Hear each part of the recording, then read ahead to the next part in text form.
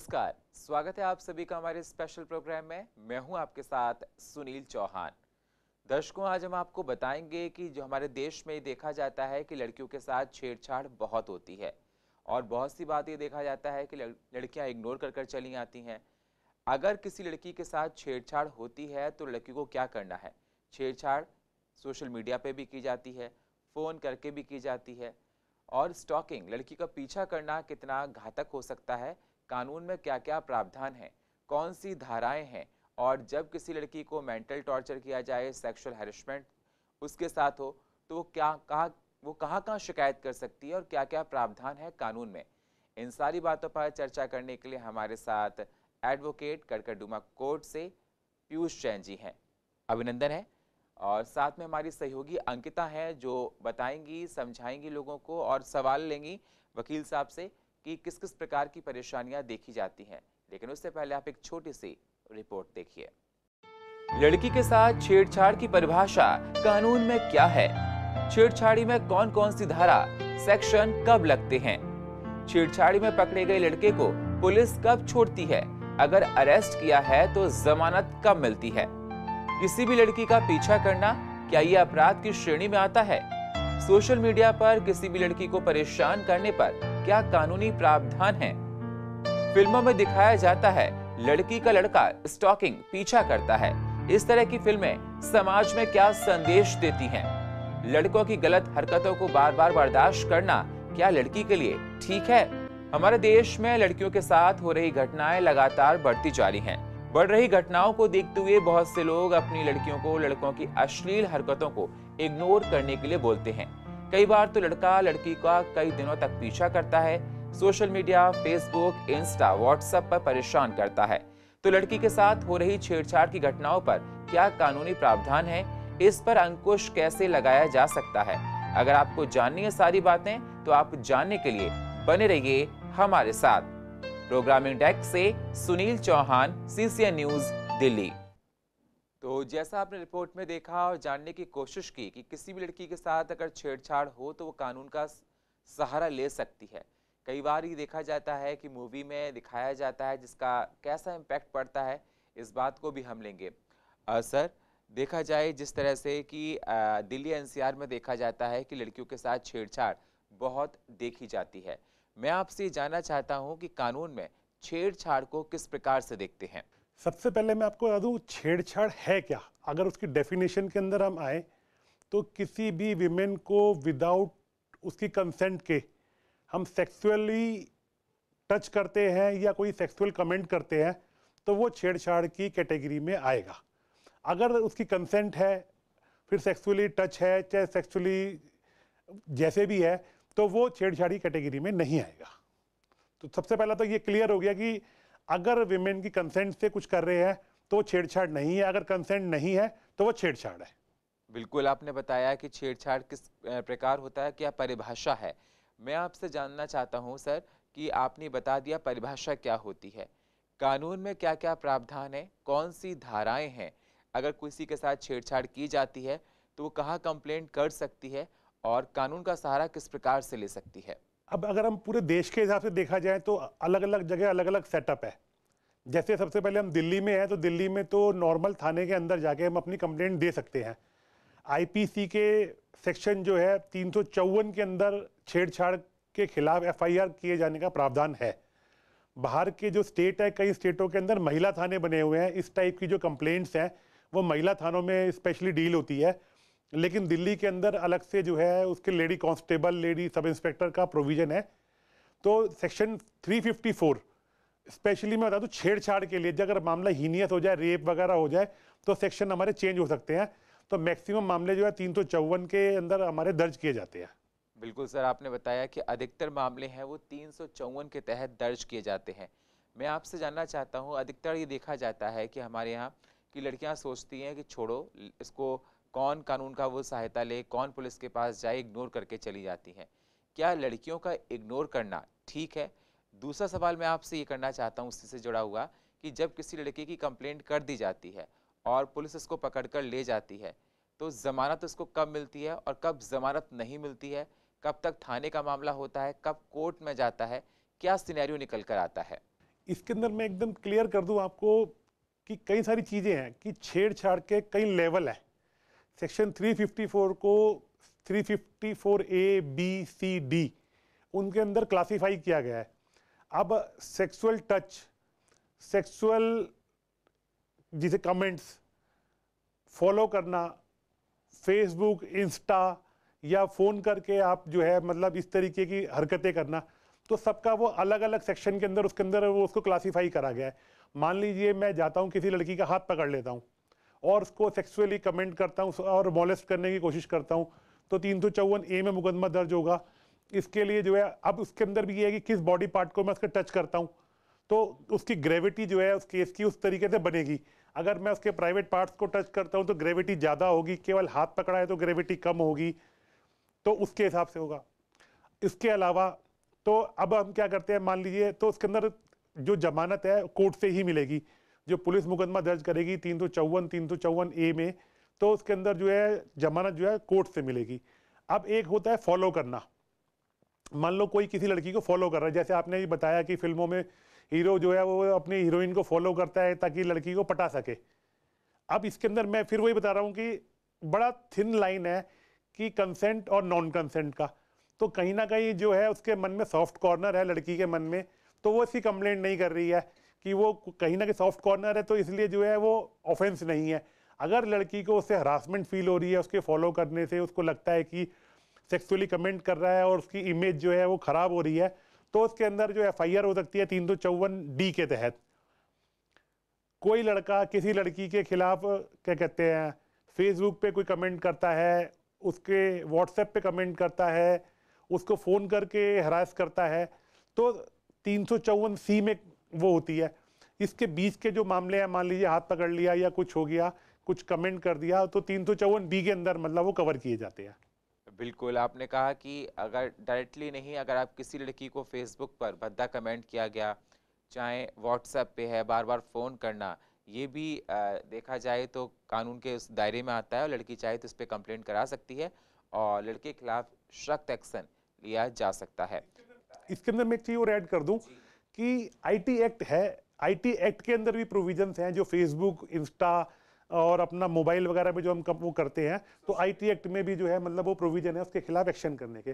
तो साथ साथ आईपीसी के साथ साथ आईटी एक्ट भी उसके अंदर मतलब अट्रैक्ट होते हैं, तो उनको भी मतलब ऐड किया जाता है एफआईआर के अंदर। लेकिन सर कई बार ये देखा जाता है कि बहुत सी मूवी में दिखाया जाता है कि एक लड़का एक लड़की के 10-10 दिन तक पीछे पड़ा रहा, काफ़ी सालों तक, और लास्ट में जाकर वो लड़की मान जाती है और उससे शादी कर लेती है। मूवी में इस तरह से चीज़ों को दिखाना आज के समाज में किस प्रकार का असर पड़ता है, इसको आप किस प्रकार से देखते हैं? अब जो पिक्चरें हैं बेसिकली जो हमारी जो सोसाइटी है उसका आईना है। ये बड़ा कॉमन है कि क्या होता था पहले, अब थोड़ा सा ज़माना बदल गया है। जब हम लोग छोटे थे तो तब यही तरीका था, लड़की को पटाने के लिए लड़की के पीछे चक्कर काटे करते थे, उसके घर तक जाना, दूर से मतलब वो करना। लेकिन अब जो है ज़माना बदल गया, अब उसका मोबाइल लेके उसको व्हाट्सएप करना, इंस्टा पे फॉलो करना, व्हाट्सएप पे उसको कहते हैं अपना फेसबुक पे स्टॉक करना, अब वो चेंज हो गया। मतलब पीछा तो अब भी होता है, अब फिजिकली ना होकर जो है सोशल तरीके से उसको वो करा जाता है कि उसको स्टॉक कर रहा है। जैसे आप यंग हैं, यंग तो जानते हैं कि वो एकदम पता लगा लेते हैं वो मुझे स्टॉक कर रहा है, फेसबुक पे स्टॉक कर रहा है, इंस्टा पे स्टॉक कर रहा है, तो सबको पता चल जाता है कि वो आपके पीछे लगातार वो आपको फॉलो कर रहा है। सर मैं एक चीज़ और जानना चाहूँगी आपसे, जब भी हम बाहर जाते हैं कहीं पर भी, आज के समय में हम कहीं पर भी फील नहीं करते हैं कि हम सेफ़ हैं यहाँ पर, तो मैं ये आपसे जानना चाहती हूँ कि जब हम पब्लिक ट्रांसपोर्ट यूज़ करते हैं तो हमें कई बार ऐसी चीज़ों का सामना करना पड़ता है जिसमें हम अपने पेरेंट्स को भी नहीं बता सकते हैं, तो उस समय पर हमें क्या करना चाहिए? जब हमारे साथ छेड़खानी होती है तो सबसे पहले हमें क्या करना चाहिए उस समय पर? सबसे पहले हमें अपना माइंडसेट चेंज करना होगा, क्योंकि जो क्राइम है ना वो माइंडसेट से होता है। तो जैसे स्कूल में, कॉलेजेस में सबसे पहले तो हमारे को मॉरल एजुकेशन, जिसमें उनको हमें सिखाना होगा कि लड़कियों को इज्जत देनी है, चाहे वो हमारी माँ बहन है या दूसरे की माँ बहन है, हमें सबको इज्जत देनी है। ये एक बेसिक चीज़ है जो हमारी गवर्नमेंट को करना चाहिए। अब हम उसके बाद आते हैं कि जैसे आपने पूछा कि पब्लिक ट्रांसपोर्ट में मैं मान लीजिए मैं गई और किसी ने मुझे छेड़ा तो मैं क्या करूं, पेरेंट्स को नहीं बता सकती। मैं आपको एक छोटा सा वो बताता हूं किस्सा, बड़ा पुराना किस्सा है, मेरे ख्याल से कम 20 से 25 साल पुराना किस्सा है। मैं बस में जा रहा था तो मेरे बराबर में एक लड़की खड़ी थी, 3-4 लड़के उसमें चढ़े, सीलमपुर से उसके साथ छेड़खानी करने लगे। तो उस लड़की ने एकदम पलट के मतलब एक का गिरबान पकड़ लिया, तो मैंने उसको सपोर्ट करा, इतने में पूरी बस उसके साथ खड़ी हो गई। सबसे बड़ी बात यह है कि लड़की को इनिशिएटिव लेना पड़ेगा कि अगर उसके साथ कोई बदतमीजी करता है तो उसका विरोध करे। अगर वो उसको सहेगी तो उसके साथ कोई खड़ा नहीं होगा। तो विरोध करने की हिम्मत होनी है, सही को सही कहने की हिम्मत होना बहुत जरूरी है आज के समय में। दूसरा, हमारे को भी देखना चाहिए कि अगर हमारे सामने कुछ गलत हो रहा है, क्योंकि लोग सिखाते हैं, मैंने अक्सर देखा है लोगों को कि लड़कियों को ये कहा जाता है वहां कोई छेड़खानी करता है तुम रास्ता बदल लो। ये कोई सॉल्यूशन नहीं है कि अगर आप किसी रास्ते से जा रहे हो, वहां पे लड़को आपकी बेटी को छेड़ रहा है, आपकी बहन को छेड़ रहा है, तो आप कहो जी रास्ता बदल ले। भाई पुलिस किस लिए है? आप पुलिस में कंप्लेंट तो करो। पुलिस कहती है हमें कभी कंप्लेंट ही नहीं मिली। और अब तो जमाना बदल गया है, फेसबुक, व्हाट्सएप, ट्विटर। अब जो ट्विटर नाम की एक चीज आई है, आप कंप्लेंट करके तो देखो पुलिस कमिश्नर को, आप कंप्लेंट करके तो देखो कंसर्न डीसीपी को कि जी मेरे साथ यहाँ पे बदतमीजी होती है। इंस्टेंट एक्शन होता है। मतलब आज की डेट में हमारे देश में सरकार जो है ट्विटर के ऊपर चल रही है। मतलब वैसे आप राइटिंग में कंप्लेंट देकर आओ तो शायद आपकी सुनवाई ना हो, लेकिन अगर ट्विटर के ऊपर आपने कंप्लेंट डाली है पुलिस कमिश्नर को, कंसर्न डीसीपी को, तो उसकी सुनवाई काफ़ी जल्दी हो रही है, जो मेरे को देखने में आ रहा है आजकल। और सर कई बार तो ऐसा भी होता है कि जब हम अंधेरे में जाते हैं और हम अकेले होते हैं, आगे पीछे हमारे कोई नहीं होता, और जब हम देखते हैं 3-4 लड़के सामने खड़े हुए हैं तो हम अपने आप में ही हमें ऐसा लगता है कि हम बहुत अकेले हैं।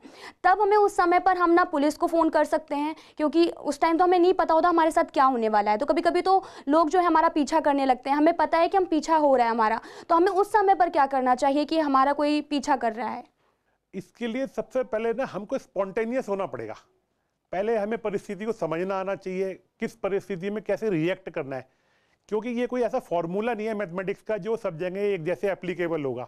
मान लीजिए आपको लग रहा है तो जोर से बात करते हुए आप निकल सकती है, कान में अपना मोबाइल लगा के, हाँ भैया बस आपके पास 1 सेकंड में पहुंच गई, अच्छा सामने से आ रहे हो, मैं आपके पास आ गई, बस मिल गए। मतलब इस तरह की कोई चीजें होती हैं, आप उनको पास थ्रू होते हुए मतलब इस तरीके से बोल सकती हैं। कुछ अलग मतलब मैंने कहा ना, माहौल जो है, माहौल को देखकर हमें इसके लिए स्मार्ट बनना पड़ेगा। मतलब हम कोई एक फॉर्मूला नहीं लगा सकते कि आप ऐसा करेंगी तो इस तरीके से आपको उसमें रिलीफ मिलेगा। और कई बार हो सकता है कि हम अपना हॉटलाइन नंबर अपना चालू रखें और कई बार किसी को देखकर उससे बात करते हुए निकल जाए, अनजान किसी आदमी के साथ थोड़ा सा चलते हुए निकल जाए। तो इस तरीके से अलग अलग टाइम पर अलग अलग हमें एक्शन करने पड़ेंगे उसके लिए। सर एक चीज़ और जानना चाहती हूँ कि कई बार हमारे पेरेंट्स हमसे कहते हैं कि अगर सामने वाले, अगर मैं बताती हूँ कि मैं आज ऐसा करके आई हूँ, किसी को कोई मेरे से कमेंट करके गया, देन मैंने उसका रिप्लाई किया, तो जब हम घर पे बताते हैं तो घर पर सिर्फ सीधी से यही बात कही जाती है कि आप लड़की हो, अगर उसने कुछ बोला आप एक कान से सुनिए, एक कान से निकालिए और सीधे घर आ जाइए और आप सेफ रहेंगी। इसके अंदर कुछ हिस्सा उनका कहना ठीक है और कुछ हिस्सा गलत है। आप लड़की हो इसलिए चुप रहिए, ये कहना उनका गलत है। कि अब चलते हुए कोई कमेंट पास थ्रू कर जाए तो ये नहीं है कि हम अगर हम कीचड़ आई तो हम पे वापस जगह में उसे अटैक करेंगे, हमें जानते नहीं पहचानते, कमेंट करा और निकल गया, हमें पता भी नहीं। लेकिन ये वो गलत है कि आप लड़की हो। अब तो ये है कि लड़की हूं तो लड़ सकती हूँ, कमेंट ये नहीं है लड़की हूं लड़ सकती हूँ, क्योंकि लड़की तो नाम ही इससे बना है क्योंकि उसमें लड़ने की जो क्षमता है लड़कियों में लड़कों से ज्यादा है। दूसरा ये है कि उनको ये नहीं कहना चाहिए कि लड़की हो इसलिए आप, ठीक है बहुत सारी चीज़ होती है अवॉइड करने की होती है क्योंकि उसमें हमारा टाइम, हमारी एनर्जी सब वेस्ट होगा। लेकिन कोई आपके पीछे ही पड़ जाए तो आप उसको इग्नोर नहीं कर सकते ना। अगर कहीं लगातार आपको कोई फॉलो कर रहा है और फिर कमेंट कर रहा है तो आप उसको इग्नोर नहीं कर सकती। और आप जा रहे हैं आमने सामने से, जाए कोई कमेंट करता है वो निकल गया, अब आप पीछे से चिल्लाएंगे, वो जा चुका है, वो आप चिल्ला रही हैं, उसका कोई फायदा नहीं, आपकी एनर्जी वेस्ट है, टाइम वेस्ट है। लेकिन अगर आपको कोई लगातार फॉलो कर रहा है और कमेंट कर रहा है तो फिर आपको उसको ऑब्जेक्शन करना पड़ेगा और फिर आपको उसका जवाब देना ही पड़ेगा प्रॉपर तरीके से। तो सर अगर दूसरी बात करें, आज हम डिजिटल पर आ जाएं, तो ये तो हमारा स्टॉकिंग का और छेड़छाड़ी का मुद्दा हो गया। अगर हम बात करें फ़ोन की, इस समय हर लड़की के पास फ़ोन है और हर लड़की के पास फ़ोन है। तो जब भी कभी कभी ऐसा होता है कि हमें कोई नहीं पसंद है या फिर कोई अननोन नंबर से हमें कॉल आ जाता है और वो बार बार ना अपना नाम बता रहा है ना अपना पता बता रहा है और हमने उसको ब्लॉक किया। देन हम ब्लॉक करने के बाद भी बार बार अननोन नंबर से बार बार मुझे परेशान कर रहा है, देन हमें उस टाइम पर क्या करना चाहिए? क्वेश्चन है ये टेक्नोलॉजी से जुड़ा हुआ है। इसके अंदर ना बड़ी सारी चीजें हैं कि मान लीजिए हम पे किसी का नंबर ही नहीं, कई सारे आजकल इस तरह की ऐप्स आ रखी हैं। अगर आप उस ऐप के थ्रू कॉल करते हैं तो हर बार इंटरनेशनल नंबर आएगा, अलग अलग नंबर आएंगे, आप कितने नंबर को उसमें ब्लॉक करेंगे? ये बड़ी समस्या वाली स्थिति है कि मतलब अच्छा इसका जो कोई प्रोविजन हमारे लॉ में भी नहीं है क्योंकि कुछ ऐप हैं जो मेरी जानकारी में लोग हमारे पास आते हैं अपनी समस्या लेके, तो बताते हैं कि इंटरनेशनल कॉल आती है, उस ऐप से आती है और लगातार हमारे को कॉल की जा रही है, हमें पता है कि वो है लेकिन हम कुछ कर नहीं सकते हैं। तो उसके लिए हमें साइबर सेल की हेल्प लेनी पड़ेगी कि मतलब साइबर सेल में जाके मतलब वो जाना पुलिस के थ्रू ही पड़ेगा, कि डायरेक्ट हम जाएंगे तो उसका कुछ हासिल हमारे को होने वाला नहीं है। सर मैं आपसे ये जानना चाहूँगी कि अगर हम कभी महिला हैं तो महिलाएं सबसे पहले अगर महिला हेल्पलाइन नंबर पर कॉल करें या फिर पुलिस पर कॉल करें कि जहां पर हमारी जल्दी सुनवाई हो?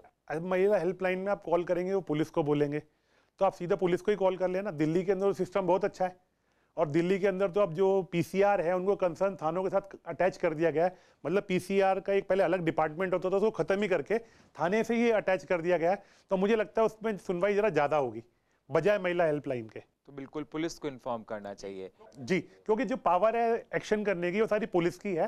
तो अल्टीमेटली घूम के पुलिस के पास ही रहना, तो आप डायरेक्ट पुलिस को ही कॉल करें, पुलिस को अप्रोच करें, वो ज़्यादा बेटर रहेगा। और सर कई बार तो ऐसा भी देखने को मिलता है कि छेड़खानी की, लड़की ने पलट कर जवाब दिया, लड़के ने भी पलट के मारपीट करनी शुरू कर दी, तो इस पर क्या कुछ होना चाहिए? नहीं, इसके अंदर तो फिर बाकायदा पुलिस कंप्लेंट करके उसके खिलाफ एक्शन होना चाहिए लड़के के खिलाफ। कि ये नहीं है कि मतलब कोई भी जो है इस तरीके से करेगा, आज आपके साथ कर रहा है कल दूसरी के साथ करेगा, तो ये तो रूटीन होगा। तो ऐसे लोगों के खिलाफ मुझे लगता है कानून जितना सख्त है और सख्ती की जरूरत है। लेकिन प्रॉब्लम है इन्वेस्टिगेशन की। हमारे यहाँ जो पुलिस है उसकी इन्वेस्टिगेशन प्रॉपर नहीं होती। मैं आपको एक छोटा सा एग्जाम्पल देता हूँ, आप भी हंसेंगे वो सुन के। एक मेरे पास केस आया एक लड़के के खिलाफ 354 और 354D का, और उसमें ये लड़की का एलिगेशन था कि ये मैं इसको जानती हूँ और हम काफ़ी टाइम से दोस्त थे, लेकिन मुझे पता चला ये लड़का ठीक नहीं है, मैंने इससे दूरियां बनानी शुरू कर दी। उसके बाद एक दिन लड़के ने मेरे को किडनैप करने की कोशिश करी अगस्त में, पर्टिकुलर अगस्त 19 का मैटर था। फिर बाद में उसने कहा कि लड़का जो है मुझे फ़ोन करके परेशान करता है।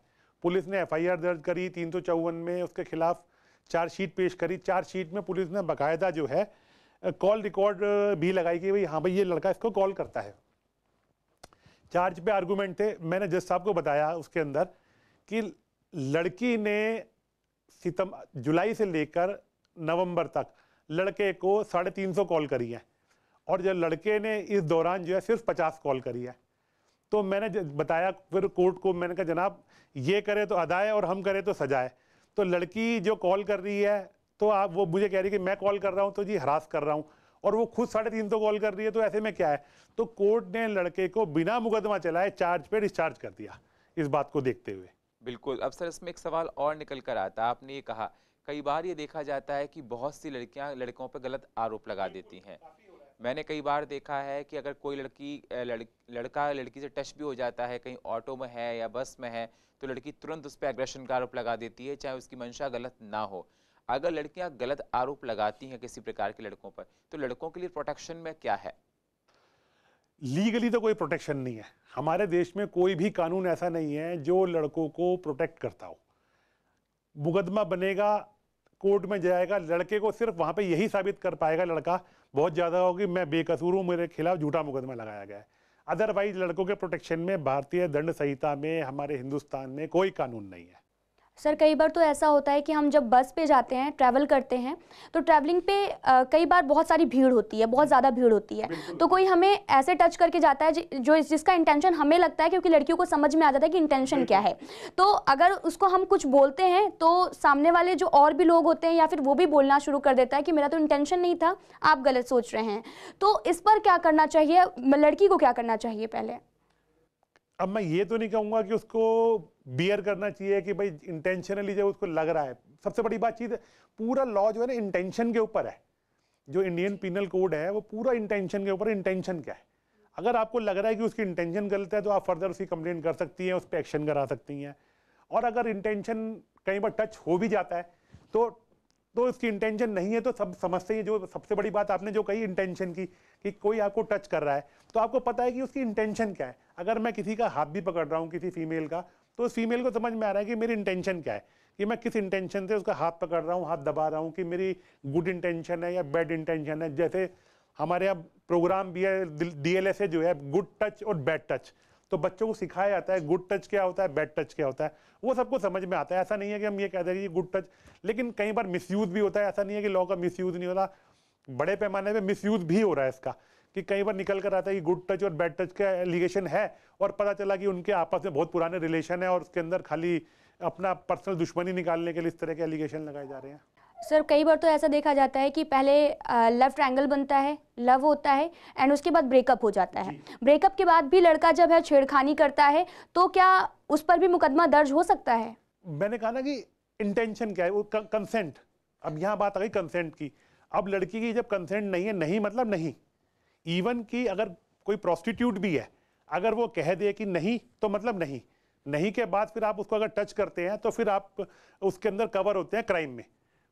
सीधी सी बात है। मैंने कहा ना कंसेंट जरूरी है। अगर फीमेल की कंसेंट नहीं है, अगर आप उसको टच करते हैं या कोई कमेंट करते हैं तो आप जो है फिर उसके अंदर, इस कानून के अंदर आप आते हैं। लेकिन सर कई बार ये देखा जाता है कि बॉयफ्रेंड गर्लफ्रेंड है और उनकी 6 महीने तक बहुत अच्छी बॉन्डिंग बनी है, कल को चल के बॉयफ्रेंड की या गर्लफ्रेंड की शादी कहीं और दूसरी जगह हो जाती है, या गर्लफ्रेंड उस पर आरोप लगाए उस चीज़ को लेकर, या बॉयफ्रेंड उस पर आरोप लगाए किसी चीज़ को लेकर, तो इसमें सिनेरियो दो अलग तरह के निकल कर आते हैं। अगर गर्लफ्रेंड और बॉयफ्रेंड में रजामंदी होती है तो तभी कोई चीज़ बीच में बनती है। बाद में अगर एक पक्ष को आप कहो कि लड़की को फंसाया गया, लड़की के लड़के ने फंसाया, आप इसको किस प्रकार से देखते हैं? अब प्रूव करना पड़ेगा कोर्ट में अगर आप जाते हो तो। अगर आप किसी पे एलिगेशन लगाते हो, सीड्यूस करा इसने मेरे को, ज़्यादातर तो एलिगेशन यही होते हैं कि इसने मुझे कोल्ड ड्रिंक पिलाई, कोल्ड ड्रिंक पिला के मैं बेहोश हो गई और उसके बाद इसने मेरे के साथ मिसयूज करा या मेरी बॉडी को टच करा या मेरे साथ गलत काम किया। मैक्सिमम एलिगेशन यही होते हैं, इसके अलावा कोई एलिगेशन नहीं होता। लेकिन वो आज क्यों याद आ रहा है 6 महीने बाद, 8 महीने बाद? लेकिन सर मैं आपसे ये जानना चाहता हूँ कि लड़के के पास ही व्हाट्सएप पे प्रूफ होते हैं कि लड़की के एग्री होने पर उसने ऐसा किया, कि लड़की के पास भी प्रूफ होते हैं कि लड़के के एग्री होने पर उसने ऐसा किया, तो इसमें ये क्या कानून में किस तरह का प्रावधान है? नहीं, ये एविडेंस के टाइम पे आपके काम आते हैं। आप जब इन्वेस्टिगेशन होती है तो उसकी कॉपी आप जो है कंसर्न जो इंक्वायरी ऑफिसर है आप उसको देंगे कि ये व्हाट्सएप इसके मेरे थे, इसके कंसेंट है, और उसके फिर वो क्या कहते हैं अपना आपका जो फ़ोन है FSL भेजता है, वहाँ से रिपोर्ट आती है कि हाँ जी जेन्युइन इसके व्हाट्सएप है, उसी नंबर से आए हैं, और उसके बाद फिर जो है कोर्ट के अंदर एज एविडेंस सब चीज़ें पेश होती हैं। अगर ये सब प्रूव हो रहा है कि कंसेंट है तो फिर तो कोई क्राइम बनता ही नहीं ना। हाँ, लेकिन क्योंकि सर ये बहुत ज़्यादा निकल कर आता है कि जब तक फ्रेंडशिप बहुत अच्छी चली तब तक बहुत अच्छा था, इन फ्यूचर में अगर ब्रेकअप होता है तो लड़की लड़के पे आरोप लगाती है और एक वुमेन कार्ड खेलती है लड़की, और लड़का समटाइम्स देखा जाता है लड़की पे आरोप लगाता है। लेकिन जब दोनों के अंदर अच्छी फ्रेंडशिप थी तब दोनों लोगों ने दोनों चीज़ें रजामंदी से की, लेकिन जब ब्रेकअप होने के बाद फिर इस तरह की कानूनी कार्रवाई कहीं ना कहीं बहुत सारे प्रश्नों को खड़ा करती है। जब तक हम किसी को पसंद करते हैं तो उसकी लाख बुराइयां भी हम इग्नोर कर देते हैं। जब हम किसी से के दुश्मन हो जाते हैं तो उसकी अच्छाई भी हमें बुराई लगने लगती है। तो सिमिलर ये इस रिलेशनशिप में भी है, चाहे बॉय और गर्ल का रिलेशन है, हस्बैंड वाइफ का रिलेशन है, किसी भी रिलेशनशिप में ये सब चीज़ें कॉमन है। तो इसके अंदर तो ये है। अब लेकिन फिर अगर ऐसी बात है, अगर आप किसी को परेशान करना चाहेंगे, अगर कोर्ट जाएंगे, थाने जाएंगे, सब करेंगे, परेशान आप भी होंगे। तो फिर जब आखिर में जब पता चलेगा गलत आप थे तो वो आपके खिलाफ मानहानि का मुकदमा भी डाल सकता है सामने वाला बंदा। अगर ऐसा करेंगे तो फिर आप फेस भी करेंगे कॉन्सिक्वेंसेस उसके।